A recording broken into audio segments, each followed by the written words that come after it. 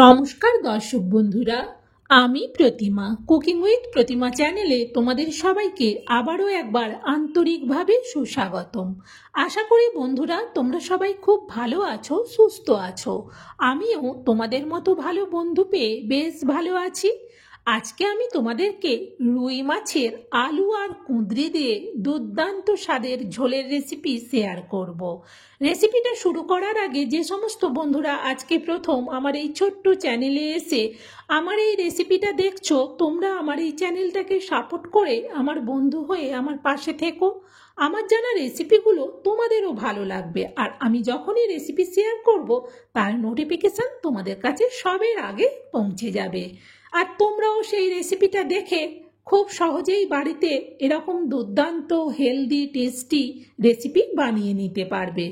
আর সব বন্ধুরা রেসিপিটাতে একটা লাইক দিয়ে দেখা শুরু করো, তাহলে ভীষণ উৎসাহ বাড়ে। চলো তাহলে এবার রেসিপিটা শুরু করি আমরা। দেখো আমি এখানে 4 পিস মাছ ধুয়ে নিয়ে তাতে দিয়ে দিচ্ছি লবণ আর দিয়ে দিচ্ছি পরিমাণ মতো হলুদ। এবার হাত দিয়ে ভালো করে লবণ আর হলুদকে এই মাছের গায়ে লাগিয়ে নেব। এইভাবে মাছে লবণ হলুদটা মাখিয়ে আমি রেখে দেবো, এতে করে মাছের ভেতরে বেশ ভালো করে লবণটা ঢুকে যাবে। আর সেই সময়ের মধ্যে আমি কেটে নেব আলু আর কুঁদরি। দেখো আমি এখানে দুটো ছোট সাইজের আলু নিয়েছি আর প্রায় 200 গ্রামের মতো কুঁদরি নিয়েছি। জানি না বন্ধুরা এইভাবে কখনো মাছের ঝোল খেয়েছো কিনা, তোমরা কেউ স্কিপ করো না, পুরোটা দেখো। চলো এবার এগুলো কেটে নিয়ে ফিরছি। দেখো আলু আর কুঁদরি আমি কেটে ধুয়ে নিয়েছি, একসাথেই আছে। এবার আমি এগুলোকে আলাদা করে নিচ্ছি, আলুগুলোকে আলাদা করে দিচ্ছি আর তার এক সাইডে কুঁদরিগুলোকেও তুলে নিচ্ছি। কুঁদরিগুলো এভাবেই গোটা গোটা রেখেছি, কিন্তু মাঝখান থেকে আমি কুঁদরিগুলোকে দুদিক দিয়েই কেটে দিয়েছি, যাতে ভেতর পর্যন্ত লবণটা খুব সহজেই ঢুকে যায়। এদিক দিয়েও কেটেছি, আবার এই দিক দিয়েও কেটেছি।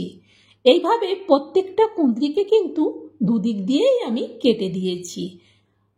আর দেখতে মনে হচ্ছে গোটা, কিন্তু কুঁদরিগুলো মাঝখান থেকে কাটা আছে। আর আলুগুলোকেও সেইভাবে লম্বা লম্বা করে কেটেছি।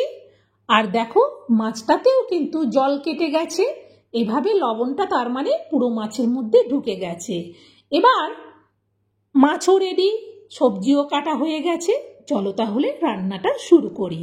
গ্যাস জেলে দিয়ে কড়া বসিয়ে দিয়ে কড়াতে দিয়ে দিলাম সরিষার তেল। খুন্তি দিয়ে তেলটাকে একটু কড়ার উপর পর্যন্ত চাড়িয়ে নিলাম, আর সেই সময়ের মধ্যে তেলটা বেশ ভালো করে গরমও হয়ে যায়। তেলটা গরম হলেই দিয়ে দিচ্ছি সব মাছগুলো। যেহেতু 4 পিস মাছ আছে তাই একসাথেই ভাজা হয়ে যাবে। মাছগুলোর এক সাইড হয়ে গেছে, আর যেহেতু কড়াইটা বেশ ভালো করে গরম হওয়ার পর মাছ দিয়েছি, তাই দেখো আর একটুও মাছগুলো কড়াতে জড়িয়ে যাচ্ছে না। এইভাবে মাছগুলোর আরেক সাইড হওয়ার জন্যে মাছগুলোকে উল্টে দিলাম। আরও এক সাইড হয়ে গেছে, উল্টে পাল্টে ভালো করে দেখে নিতে হবে যে মাছের সব দিক ভালো করে ভাজা হয়েছে কিনা। আর গ্যাসটাকে একটু মিডিয়ামে রেখেছিলাম। দেখো মাছগুলো কতটা সুন্দরভাবে কালার হয়ে ভাজা হয়ে গেছে। মাছগুলোকে এবার একটা জায়গার মধ্যে তুলে নিচ্ছি। এই তেলের মধ্যেই দিয়ে দিচ্ছি আলুগুলো। সব আলুগুলো দেওয়ার পর বেশ ভালো করে খুন্তি দিয়ে আলুগুলোকে নাড়াতে থাকবো। আলুতে অল্প হলুদ দিয়ে দিলাম।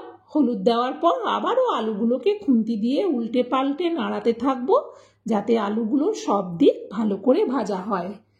এইভাবে উল্টে পাল্টে দিলে সব দিক বেশ সুন্দর করে ভাজা হবে। প্রায় আমি মিনিট 3-4 আলুগুলোকে এইভাবে নাড়লাম। দেখো আলুগুলোও ভাজা হয়ে গেছে। আলুগুলোকেও আমি একটা জায়গার মধ্যে তুলে নিচ্ছি। এই তেলের মধ্যেই এবার দিয়ে দিচ্ছি কুঁদরিগুলো। সব কুঁদরিগুলোকে একেবারে দেওয়ার পর খুন্তি দিয়ে ভালো করে উল্টে পাল্টে নাড়াতে থাকবো। আর যেহেতু কুঁদরিগুলো মাঝখান থেকে কাটা আছে, এতে করে বেশ ভালো করে কিন্তু ভেতর পর্যন্ত সেদ্ধও হয়ে যাবে। আর কুঁদরিগুলোকে নাড়ার সময় গ্যাসটাকে কিন্তু মিডিয়াম থেকে লোয়ে রাখবো, এতে করে কুঁদরিগুলো বেশ ভালো করে ভাজাও হবে, সাথে সেদ্ধও হয়ে যাবে। বেশ ভালো করে কুঁদরিগুলোকে ভেজে নিতে হবে। দেখো কুঁদরিগুলোও কিন্তু বেশ ভালো করে ভাজা হয়ে গেছে। কুঁদরিগুলোকেও আমি তুলে নিচ্ছি। কুঁদরিগুলোকে তুলে একই জায়গাতেই রেখে দিচ্ছি। এই তেলেই হয়ে যাবে। এই তেলেই দিয়ে দিচ্ছি অল্প একটু গোটা জিরে। 2 মিনিটের মতো গোটা জিরেটাকে ভেজে নেব। এবারেতে দিয়ে দিচ্ছি একটা পেঁয়াজের পেস্ট। এটা মিডিয়াম সাইজের পেঁয়াজ। পুরো পেঁয়াজ পেস্টটা দেওয়ার পর 2 মিনিট পেঁয়াজটাকেও ভেজে নেব। পেঁয়াজটা যখন ভাজা হয়ে যাবে তখন এতে দিয়ে দেবো চা চামচের মাপে 1 চামচ গ্রেট করা আদা। এবার আদা আর পেঁয়াজটাকে বেশ ভালো করে ভেজে নিতে হবে। এরপর এতে দিয়ে দিচ্ছি পরিমাণ মতো লবণ আর দিচ্ছি অল্প একটুখানি চিনি। লবণ চিনি দেওয়ার পর আবারও 2 মিনিট সব কিছুকে নাড়াতে থাকবো। এরপর এতে দিয়ে দিচ্ছি পরিমাণ মতো হলুদ আর দিচ্ছি পরিমাণ মতো লঙ্কার গুঁড়ো। হলুদ আর লঙ্কার গুঁড়োটা দেওয়ার পর আবারও মশলাটাকে খুন্তি দিয়ে 2-2.5 মিনিট ভেজে নেব। সব কিছু যখন বেশ ভালো করে ভাজা হয়ে যাবে তখন এতে দিয়ে দেবো একটা মিডিয়াম সাইজের টমেটো পেস্ট করে। টমেটো পেস্টটা দিলে বেশ একটা জল জল ভাব হয়, তাই এবার মশলাটাকে ততক্ষণ নাড়াবো যতক্ষণ না মশলা থেকে জলটা শুকিয়ে গিয়ে তেল ছেড়ে আসছে। দেখো মশলা থেকে তেল ছাড়তে শুরু করে দিয়েছে। এখন এতে দিয়ে দেবো ভেজে রাখা আলুগুলো। আলুগুলো আমি বেছে বেছে সবের প্রথম শুধু আলুগুলোই দিলাম। খুন্তি দিয়ে এবার বেশ ভালো করে আলুটাকে মশলার সাথে কষাতে থাকবো।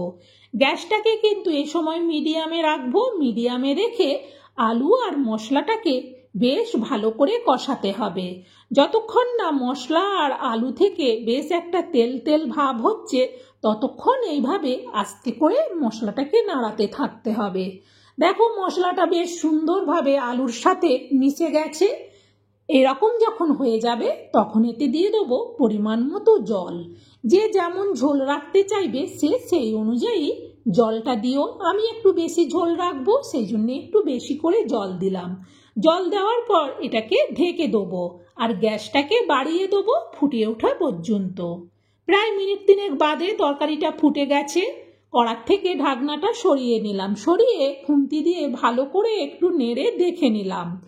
দেখার পর এতে এবার দিয়ে দেবো ভেজে রাখা মাছ আর কুঁদরিগুলো। মাছ আর কুঁদরিগুলো এইভাবে একসাথেই দিয়ে দেবো। দেওয়ার পর খুন্তি দিয়ে ভালো করে একটু তরকারিটাকে নেড়ে দেবো।